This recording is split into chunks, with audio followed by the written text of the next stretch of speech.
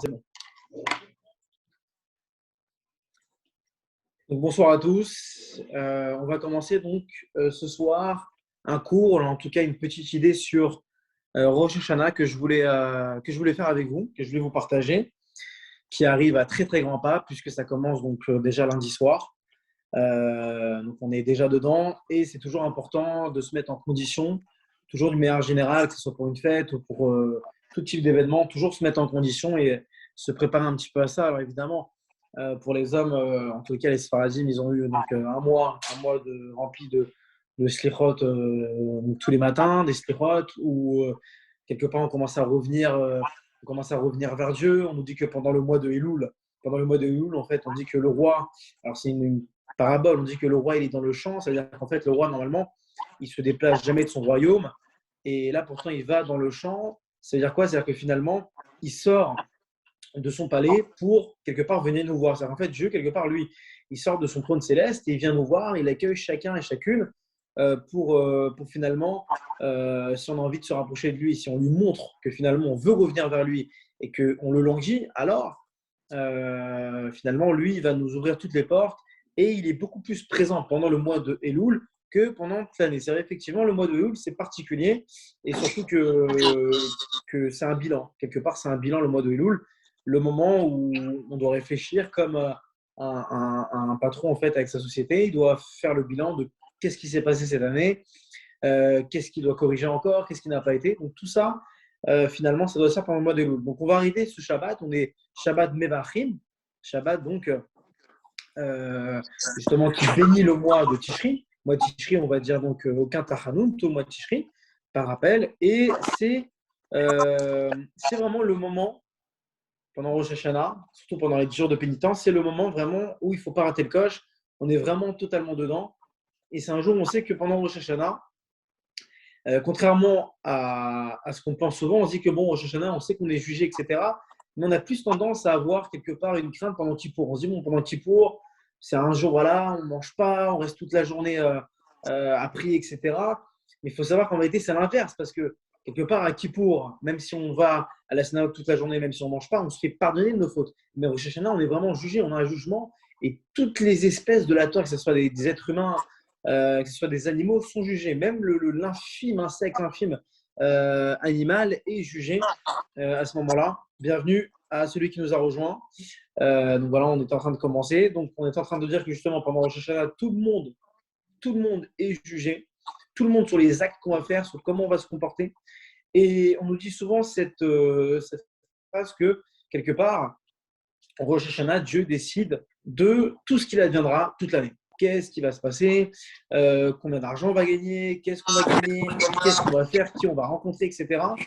Donc on aurait tendance à penser, ça rejoint un petit peu le cours que j'avais fait la semaine dernière sur la paracha, que quelque part, si tout est déjà décidé à Rosh Hashanah, alors est-ce que c'est si nécessaire quelque part de quelque part demander tous les jours la prière? Parce que tout ce que Dieu va décider pour nous, c'est des choses qu'on demande tous les jours. La parnassa, la santé, on décide toujours d'être voilà, que tout se passe bien pour nous, qu'on gagne bien notre vie, qu'on manque de rien, etc., etc., la santé. Et finalement, la réponse qu'on avait donnée, c'était que même si Dieu a décidé de tout ça, alors quelque part, ces brachot-là, elles sont réservées pour nous, mais elles sont en suspens, donc elles sont suspendues quelque part, jusqu'au moment où nous, on va prier justement, on va prier tous les jours, et c'est le fait de prier tous les jours, en fait, et de demander toutes ces choses-là qui vont faire descendre ces brachot-là qui sont réservées pour nous. Il ne faut pas croire juste simplement qu'on prie pendant Rosh Hashanah, et simplement on se comporte bien, et puis après, bon, bah, toute l'année, on ne demande pas. Il faut vraiment demander, et il ne faut pas même hésiter à harceler d'une certaine manière Dieu comme un enfant le ferait avec son père. Quand un enfant il veut un cadeau avec son père, il va l'harceler, il va dire papa, s'il te plaît, s'il te plaît, s'il te plaît. Au début, bon, le père il va être hésitant, etc. Mais il va toujours lui demander, et jusqu'à que le père finalement il accepte. Et quand on demande à Dieu d'un cœur sincère et que vraiment on lui demande tout ce dont on a besoin, alors Dieu, lui, ce qu'il va vouloir quelque part, parce que lui, Dieu, il a envie de nous combler de bienfaits, il a envie de nous donner toutes ces choses-là, mais il veut que ça passe par un travail, il ne veut pas que ça soit quelque part facile, il veut que nous, voilà, quelque part, on, on va vers lui, on lui demande, et c'est cet effort-là. C'est toujours cet effort du bas vers le haut, l'effort de l'homme qui va amener un effort vers le bas. Maintenant, une chose qui est importante à savoir pendant Rosh Hashanah, cette idée-là de Rosh Hashanah, c'est que on sait que pendant Rosh Hashanah, c'est le moment où on couronne Dieu. Et on nous enseigne que chaque année, il y a une nouvelle lumière qui vient, d'accord, juste au moment de Rosh Hashanah. Parce qu'on sait que chaque année, il y a une lumière qui vient donc pendant cette fête-là et qui illumine le monde. Et en fait, chaque année qui passe, il y a une lumière nouvelle qui va venir dans le monde. Qu'est-ce que ça veut dire? C'est-à-dire que quelque part, l'instant où on est là finalement, juste avant Rosh Hashanah, les derniers jours, alors la lumière qui a finalement alimenté le monde pendant une année, quelque part, elle se met en retrait. Elle se met en retrait, cette lumière-là, qui toute l'année a été présente. Elle se met en retrait. Et alors, le monde, à ce moment-là, on nous dit que finalement, il tient sur une lumière infime. C'est-à-dire que presque, on est en train de dire que le monde, quelque part, il est toujours existant, mais il tient vraiment sur une lumière très, très, très infime. Ça, c'est vraiment juste avant Rosh Hashanah. Il tient sur une lumière très, très, très infime. Jusqu'au moment où quoi? Au moment où on va prier, on fait la mida, et alors, il y a la sonnerie de Rosh Hashanah. Au moment où il y a la sonnerie de Rosh Hashanah, alors c'est à ce moment-là que nous, on couronne Dieu et on accepte que Dieu, il soit sur nous, que le Méler, il soit sur nous, qu'il descende. C'est-à-dire que nous, c'est ce qu'on lui demande pendant Rosh Hashanah. On lui demande que Dieu, il revienne vers nous et qu'il soit un roi. Alors à ce moment-là, qu'est-ce qui se passe? Une nouvelle lumière qui n'avait jamais existé jusqu'à maintenant. Une nouvelle lumière va faire en sorte que Dieu va le faire descendre dans ce monde-là et va illuminer à partir de ce moment-là, à partir du moment où on couronne Dieu, toute l'année. Et c'est ça qui se passe en fait depuis que le monde a été créé. Il y a toujours une nouvelle lumière qui est là pour illuminer tout le monde entier, toutes les, et c'est ça quelque part qui va nous permettre de quelque part finalement chaque année lorsqu'on avance, on a cette nouvelle lumière. Alors je sais qu'il y en a une qui est partie. Je sais pas, ça a coupé peut-être. Bon, écoute, on continue là-dessus sur ce qu'on disait. Alors justement, quand on sait ça, on sait que c'est un moment Rosh Hashanah qui est consacré pour couronner Dieu. Pour couronner Dieu. Alors on n'a pas l'habitude, effectivement, on nous dit que c'est pas le moment vraiment pour demander des choses. C'est vrai que pendant Rosh Hashanah, la priorité, c'est pas de demander la parnassa, c'est pas de demander la santé, tout ça. C'est vraiment de couronner Dieu. Couronner Dieu, accepter que Dieu, il est là pour nous et que ce qu'on désire complètement, c'est être proche de lui et c'est être ses serviteurs quelque part. C'est ce qu'on demande pendant Rosh Hashanah. Alors maintenant, la question, c'est de savoir effectivement, est-ce que limite, il ne faut pas demander des choses? Est-ce que c'est juste un moment où on doit couronner Dieu? On ne doit pas demander ces choses-là comme si c'était quelque part pas le moment, comme si que quelque part pendant Rosh Hashanah, on pensait à nous, à notre propre confort, à nos propres volontés avant celle de Dieu. On peut voir les choses comme ça, mais d'une autre manière, quelque part, il faut savoir une chose, c'est que même si ce n'est pas le moment opportun pour demander ces choses-là, si on voit les choses d'une autre manière, on voit que pendant Rosh Hashanah, on peut quand même demander des choses à Dieu. On peut quand même demander tout ce dont on a besoin et prier très très fort pour ça. Même si c'est Rosh Hashanah, demander des choses qu'on a besoin et prier de toutes nos forces, de tout notre cœur, notamment pendant cette Amida qui est assez longue, au moment où il y a plusieurs sonneries du chauffard. Parce que quelque part, même si ces prières-là et ces demandes, elles sont pour nous, le fait de les demander à Dieu, alors quelque part, ça montre qu'on est lié à lui et qu'on dépend que de lui. Parce qu'on a envie de demander à Dieu, on sait que c'est Dieu qui va finalement réaliser tout ce que nous on demande. Et quelque part, le fait de lui demander, alors, c'est pas forcément, si on le voit d'une autre chose, d'une autre manière, c'est pas forcément pour dire qu'on fait passer notre volonté avant, mais malgré tout, même si on le couronne, alors quelque part, on lui demande des choses parce qu'on sait que Dieu, il est en lui-même, il est notre bienfait. On sait que c'est Dieu qui va tout nous donner parce qu'il a envie de tout nous donner, parce que c'est lui qui peut vraiment assouvir tout ce dont on a besoin. Et c'est ça le message, justement, de Rosh Hashanah, c'est qu'on accepte que quelque part, Dieu, il est véritablement un et qu'il n'y a rien en dehors de lui, aucune existence, il est le véritable Dieu, et que il n'y a rien, voilà, on dépend totalement de lui. C'est ça qu'on voyait justement dans le fromage de cette semaine.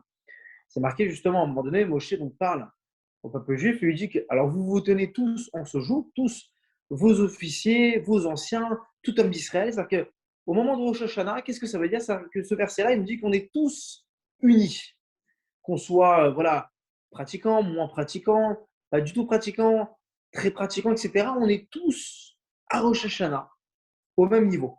On est tous à ce moment-là devant Dieu en tant que serviteur de Dieu et on est là à dire c'est vrai effectivement Dieu que voilà on a fait quelque part des fautes, on a fait des choses effectivement qu'il fallait pas, mais on te supplie voilà de nous pardonner et on sait que tu vas nous pardonner parce que tu es un Dieu miséricorde, etc. Et ça va se suivre jusqu'à Kippour.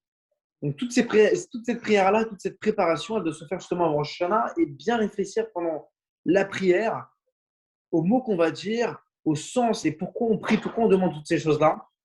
Et c'est ce qui va nous permettre justement d'être prêt à Rosh Hashanah, de bien prier et d'être préparé de la meilleure des manières.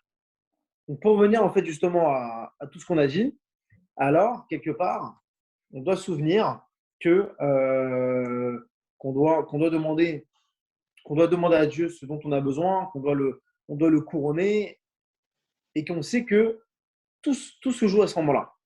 Et ça, on doit vraiment le prendre en compte, que tout se joue, qu'on doit faire très très attention à ce qu'on fait pendant Rosh Hashanah.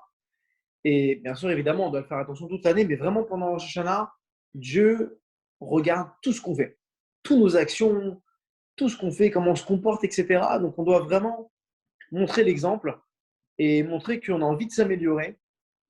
Et ça ne veut pas dire forcément que parce qu'on n'a pas fait attention avant, qu'on arrive le jour du Rosh Hashanah et de se dire, bah voilà, on va essayer de très très bien se comporter. Non, le fait de bien se comporter pendant Rosh Hashanah, ça montre que quelque part, on a envie d'avancer, on a envie de se changer, on a envie d'avancer et, et d'être bien meilleur que la veille. Et donc, chaque tfilot, chaque mitzvah qu'on va faire, alors ça va montrer qu'on a un véritable attachement à Dieu, qu'on a envie d'avancer. Et c'est pour ça que justement, pendant Rosh Hashanah, il y en a plein qui ont l'habitude de réciter tous les Tehillim. C'est vraiment une très très grande ségoula pendant Rosh Hashanah, de lire le Sefer Tehillim entièrement, essayer de moins parler le moins possible, de ne pas trop parler de choses et d'autres, de choses qui n'ont rien à voir avec Rosh Hashanah, vraiment de se concentrer, prier un maximum, prier à Dieu, faire des Tehillim. Et surtout, si on a la possibilité de pouvoir aller vers les gens pour leur sonner le chauffard, etc. C'est ce que effectivement les Chassidim Rabbin ont l'habitude de faire pendant ces journées-là. Ils ont, après la prière, l'habitude, alors juste après qu'ils ont fini de manger, ils se déplacent toute la journée. C'est ce qui nous permet justement de ne pas s'endormir pendant le Shana. On sait que pendant le Shana, comme notre mazal, il est mis en question, il se joue, alors il vaut mieux effectivement ne pas du tout s'endormir. C'est fortement déconseillé. Même pour une petite sieste, il faut vraiment être en condition pendant ce jour-là et vraiment se préparer. Voilà le message qu'on peut dire par rapport à Rosh Hashanah, que tout se joue à ce moment-là et qu'il ne faut pas avoir peur de demander à Dieu et on doit vraiment comprendre qu'est-ce que représente Rosh Hashanah, qu'est-ce que représente et par rapport à cette lumière-là qui va illuminer et qui n'aura rien à voir avec la lumière qui est passée avant, cette lumière-là qu'on va avoir, c'est un cadeau de Dieu. À nouveau, on va le couronner et c'est ce qu'on va faire à ce moment-là. Et on va recevoir en retour une illumination. Alors effectivement, que nous, on ne se rend pas vraiment compte. C'est pour ça qu'on doit se mettre en question. On doit se mettre en condition, excusez-moi, parce que la lumière, c'est vrai que nous, on ne la voit pas clairement. Mais cette lumière-là, elle va illuminer toute l'année avec une intensité beaucoup plus forte que celle qui a existé l'année d'avant. C'est ça qu'on va comprendre. C'est chaque année qu'on avance vers la Yola, alors une lumière nouvelle, qui est nécessaire, elle doit illuminer le monde entier. Chaque année, c'est ce phénomène qui se reproduit. Voilà le message que je voulais vous faire passer en tous les cas pour Rosh Hashanah et que Dieu fasse qu'on puisse tous se mettre en condition, que tous on puisse faire cet effort-là, d'avancer vers son prochain, de faire un maximum de mitzvot, de faire attention à ce qu'on dit, mamage, vraiment dès maintenant de commencer à montrer à Dieu qu'on a envie de faire des efforts, qu'on a envie de s'améliorer, qu'on sait que Dieu, on n'est pas parfait, mais qu'on montre tout ça.